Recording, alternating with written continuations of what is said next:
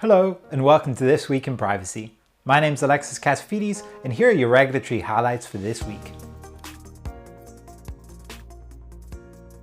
The California Governor approved Assembly Bill 694 on privacy and consumer protection. The bill amends the CCPA by adding a definition of advertising and marketing, consent, and dark patterns, and amending certain other definitions such as business, business purpose, and contractor.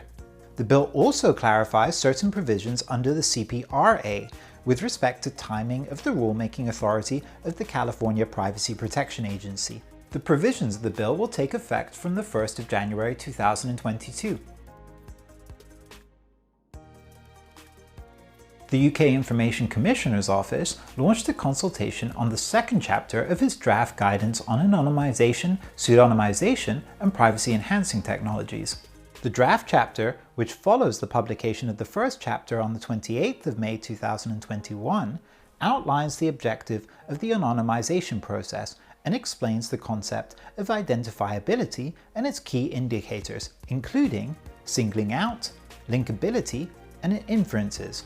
The draft chapter explains that organizations should consider the following regarding the assessment of the identifiability risk: whether there is additional information that may enable identification, whether there are techniques that enable identification from the information in question, and the extent to which additional information or techniques are reasonably likely to be accessible to and used by a particular person to identify individuals the original information relates to.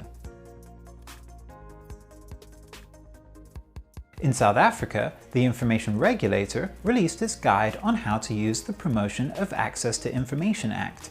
The guide provides information for any individual who wishes to exercise any right contemplated under PAIA and PAIA.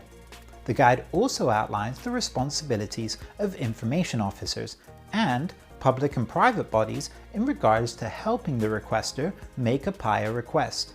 For example, Section 16.1 of the guide states that information officers should coordinate the processing of the request within the relevant body, make decisions as to whether to grant or refuse the access to requested records, advise of the outcome of the request, inform relevant third parties, and provide the requester with a copy of the record where permitted. The guide also outlines mandatory and discretionary grounds of refusal. That's all for This Week in Privacy. Thanks again for watching, and I'll see you next week.